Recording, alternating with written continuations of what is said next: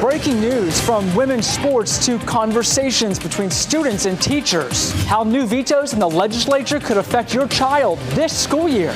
The cleanup is underway and power's being restored after a sudden strong storm tore through northern Wake County. We're hearing from a family who's lived on this farm since 1953, why they say this is the worst they've ever seen. When you go to a hospital, you don't expect to end up here. Find out how some North Carolina hospitals are collecting in the courtroom. We're tracking who could see more showers and storms and brief relief from the big heat and humidity. Huge cleanup, homes damaged, roads and schools closed, thousands still in the dark. Communities are cleaning up 24 hours now after powerful storms made their way across our area. Some of the worst damage was in Durham, where a 78-year-old woman was killed when a tree fell on her car.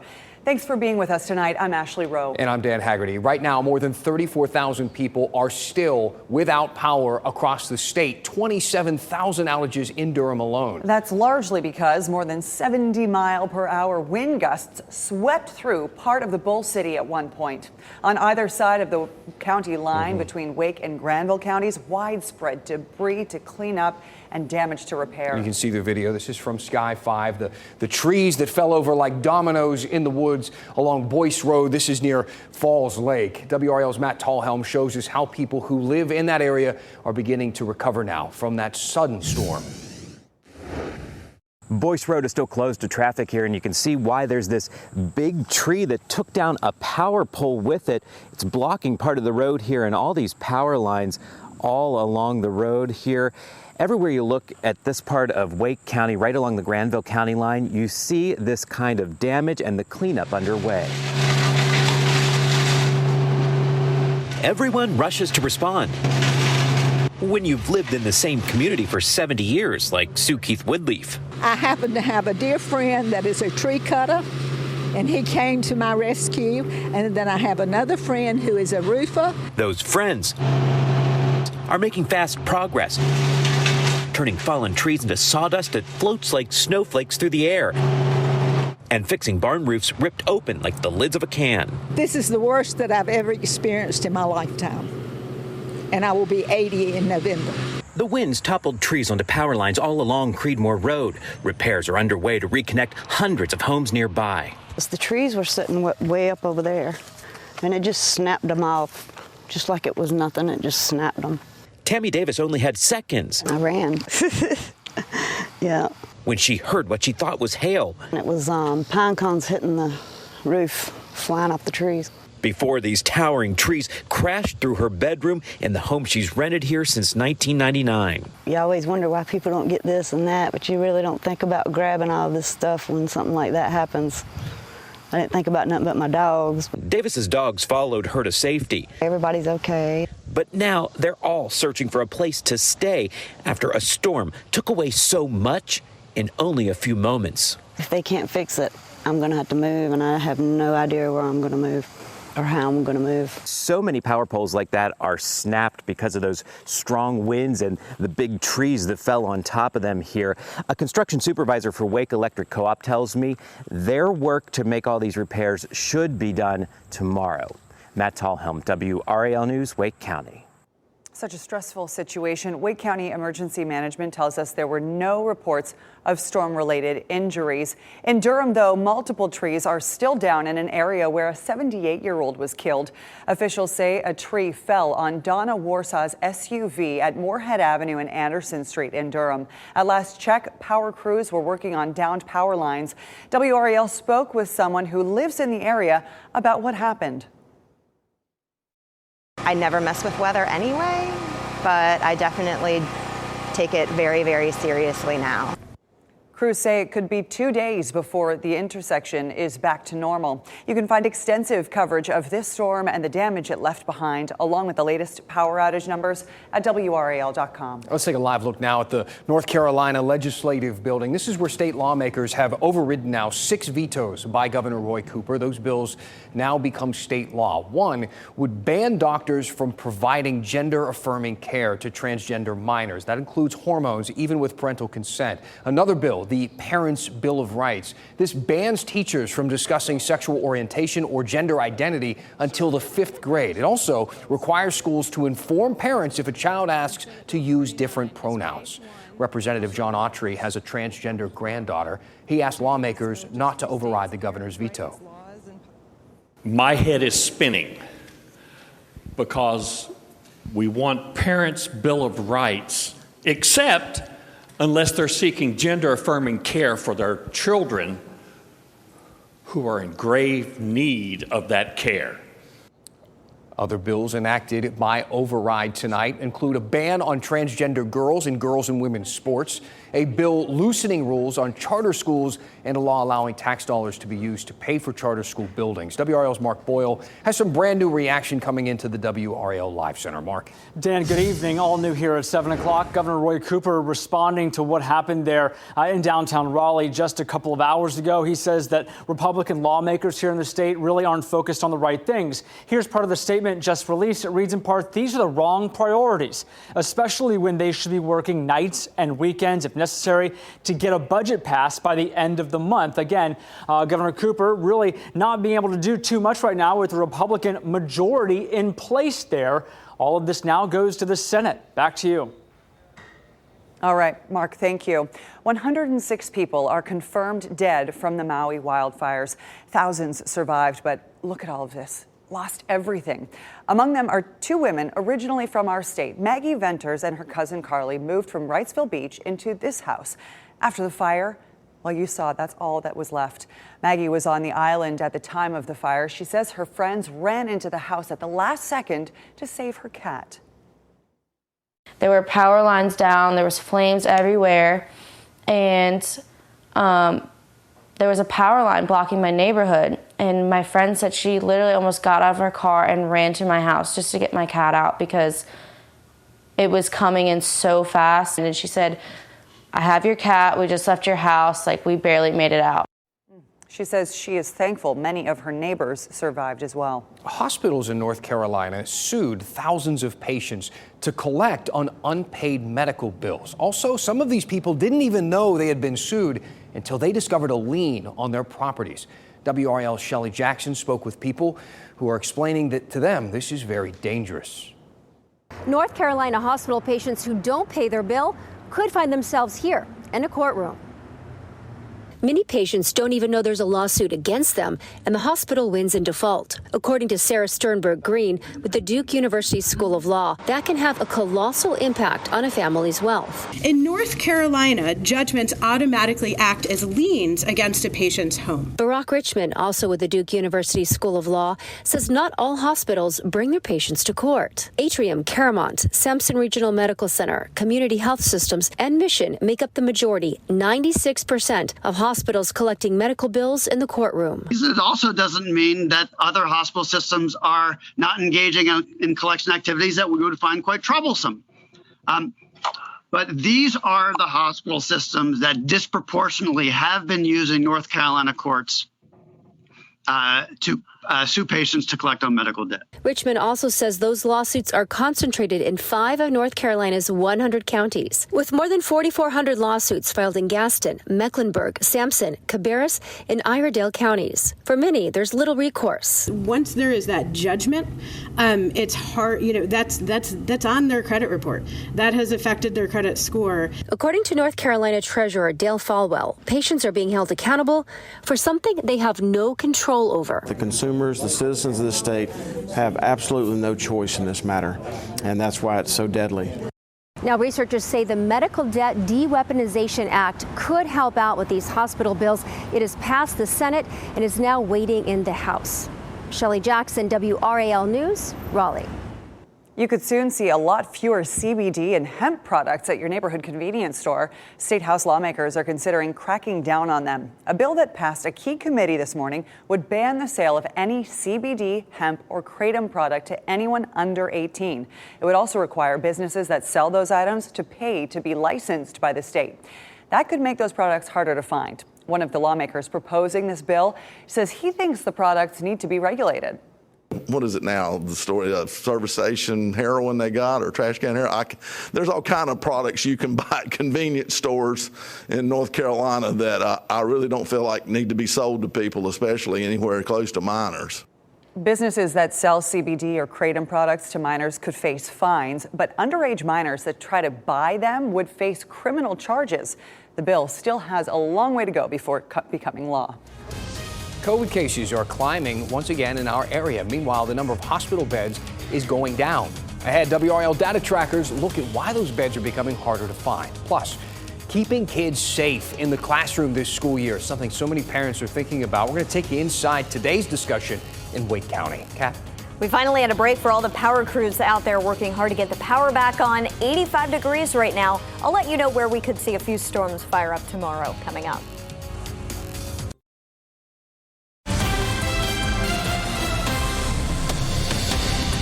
Back right now in the WRAL Live Center. This alert going out about 5 minutes ago to students and faculty in Durham. No school again tomorrow. On your screen, this is the release just going out. Due to continued widespread power outages that are impacting Durham County, there will be no school for students tomorrow.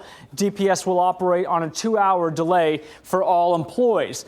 We talked about the power outage situation. In addition to all those trees down, the buses are going to have a hard time getting around, the schools without power, and of course, those folks at home. When we zoom in closer, we're talking about the power situation right now in Durham. There are still tens of thousands without power. I want to go county by county and look at what looks like in Durham. These are the most updated numbers right here at 7:15. 25,818 customers without power. This time last night, that number was closer to 70,000. So crews are definitely making progress, but it is slow. They're hoping to have much better restoration by around 2 or 3 o'clock tomorrow morning, but that number, that time, is likely to change. Back to you. Second straight day of classes canceled. Thanks, Mark. 4 people's deaths may be connected to recalled dehumidifiers. A company called WRAL manufactured the appliances, but they were sold under popular names like Frigidaire, GE, Kenmore, and others. 5 on your side found WRAL has put out several recalls for millions of these dehumidifiers over the last 10 years. These appliances have overheated and caught fire thousands of times and are suspected of starting house fires that have killed a total of 4 people. The latest recall was announced today and includes an additional 1.5 million dehumidifiers.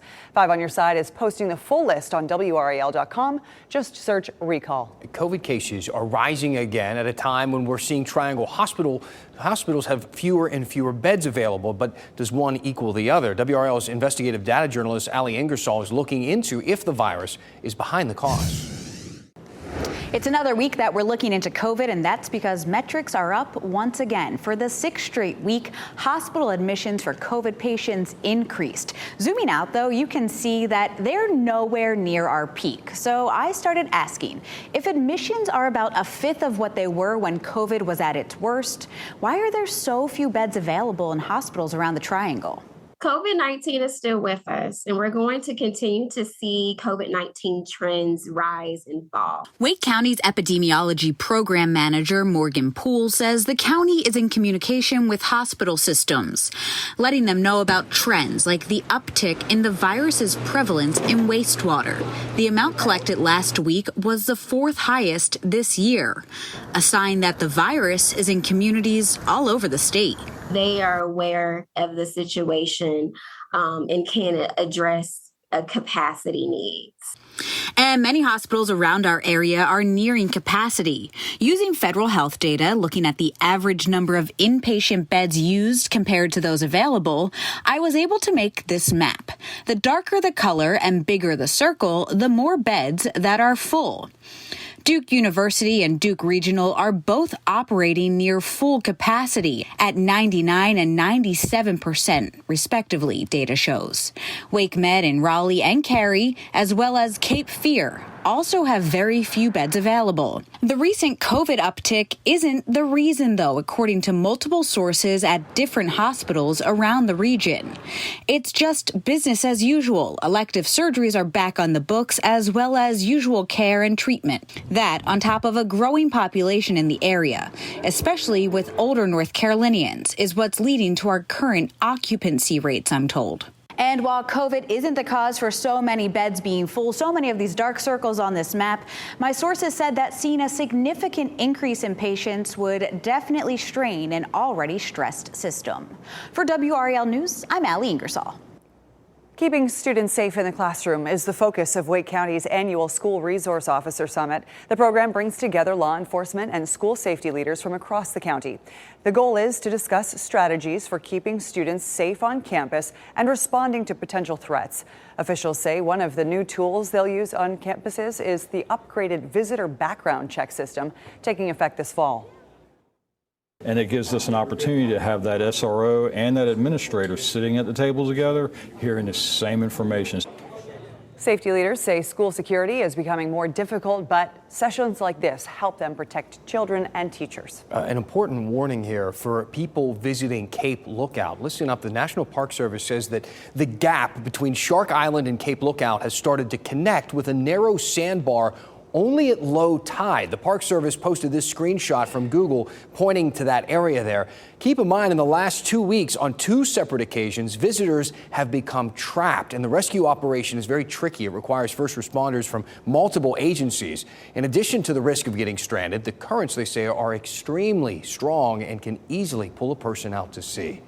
A much needed break in the weather for all of those folks who are cleaning up after yesterday's storm, but also just for all of us being able to have a bit of relief, Kat, from the humidity yesterday. It felt better today, certainly. It's not feeling like fall or anything like that yet, but we'll take any lowering of the dew point we can get. In Durham, not feeling like a sauna when you walk outside today. It was still hot. High temperatures managed to climb into the 90s, but Durham needs any relief they can get, especially with folks still without air conditioning tonight. It is a pretty nice evening outside. 85 the current temperature, a dew point of 66 in Durham. The dew point in the 60s now in Roxborough as well as Southern Pines. Temperatures in the 80s for everyone. I do want to point out our eastern counties still dealing with more humid air, and unfortunately I think that this more humid air is going to spread inland during the day tomorrow, but it's not going to last for long. We see another drop in humidity for the start of the weekend. This same front that brought us the severe storms yesterday is sitting over eastern North Carolina. It does not have the same atmospheric setup to not causing the severe weather we saw yesterday, but it could spark a few additional showers and storms as it really begins to fizzle out and wash out tonight and tomorrow. Futurecast showing this evening some storms staying mainly to our east. We could see an isolated shower spread inland overnight. We'll keep an eye on that potential. Tomorrow morning, I did want to point out it is possible that we could see a stray shower storm in our eastern counties even in the morning. I think that the much better chance would be at the coast. Just a heads up on that, though, we do have a 20% chance for rain in the morning.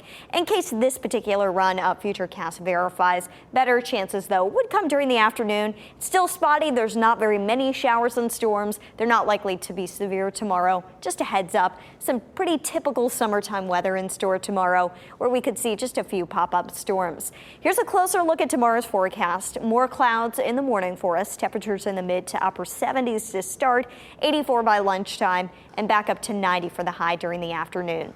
Unfortunately, we've got to talk about the tropics again. There are 3 systems to watch in the Atlantic, plus a tropical storm. You can see it pretty well in the eastern Pacific. That could impact and bring a lot of moisture to the southwest U.S. But let's zoom in on the Atlantic with the 2 systems that have the best chances of developing right now. You got this system right here. This is where the center is. It's got about a 50% chance of developing as it moves to the northwest. This one looking pretty healthy, a 40% chance of developing as it moves to the northwest. This one right here would be less likely to be a threat. This one's still not likely to be a threat, but it's something that bears watching. And in the Gulf of Mexico, we don't have anything really showing up yet, but as we get into next week, there's about a 20% chance that something may try to develop in the Gulf. And the ocean temperatures are just so warm there. It's going to be something to watch. I think things could spin up pretty fast. We'll keep you up to date. As of right now, no imminent threats for us in North Carolina. Tomorrow, a 30% storm chance with a high of 90, up to 93 on Friday, but 90 on Saturday with a nice drop in humidity, mostly sunny skies. Looks like Saturday is going to be a pretty nice start to the weekend, but the heat is back by early next week. All right, Kat, thank you. Still ahead, a new mural in Johnston County is the largest one yet. Gorgeous. The story behind this artwork and what it took to bring it to life.